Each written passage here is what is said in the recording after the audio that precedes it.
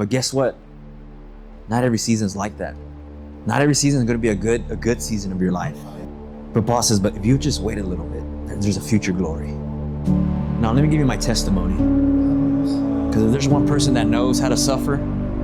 So growing up really quick, I wasn't a druggie. I wasn't a pimp. I was not a bad kid. I wouldn't even hurt a fly. But there was just one problem, Pastor. Pastor, I wasn't a druggie, but there was just one problem in my life. I was a pastor's kid. You see, in our culture, if a pastor's kid gets new shoes, well, that's where all the money's going. When I would get a new basketball, my Sunday school teacher would tell me this. I told you, babe, that's where all the money goes. A 9-year-old pastor. And then, of course, in Houston, not on Laredo, some hermanos don't like paying tithes. So when the people don't pay tithes, the pastor don't get paid. And I get home from school, I say, Mom, where's Dad? Where did he go? He went to go preach for 2 months. I'm like, why? I'm being transparent here. Because the hermanos don't want to pay tithes and your dad has to go work. Whoever wants to join the ministry, run. Because the ministry ain't made for the weak, it's made for the strong. So run. So late at night, I would look up to God and I would tell this to God. What in the hell did I do to deserve this? My white friends get to go on vacation. My Bulio friends, they bought the good boats, the good cars. They drink every weekend. But here I am, an innocent kid, doing actividades on Saturday. I'm getting somewhere. I'm not bitter. I'm better.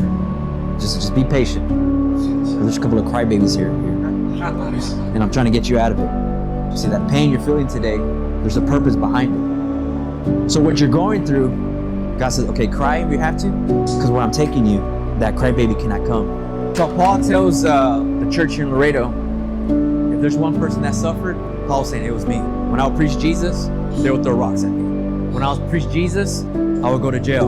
When I was writing You're More Than a Conqueror, I got bit by a serpent. So what you're going through doesn't compare to what God's going to do later on. Is it worth it?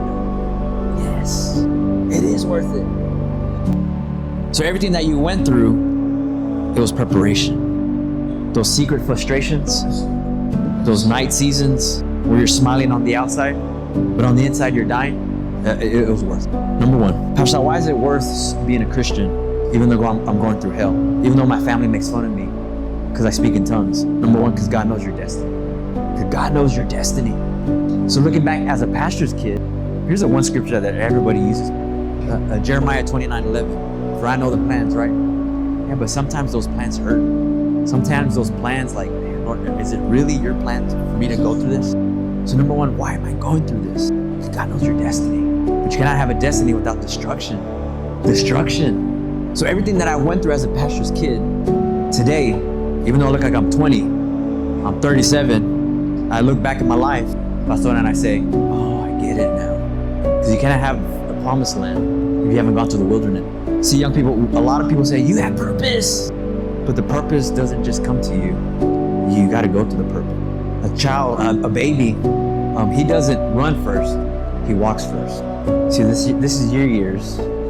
It's preparation. It's not punishment.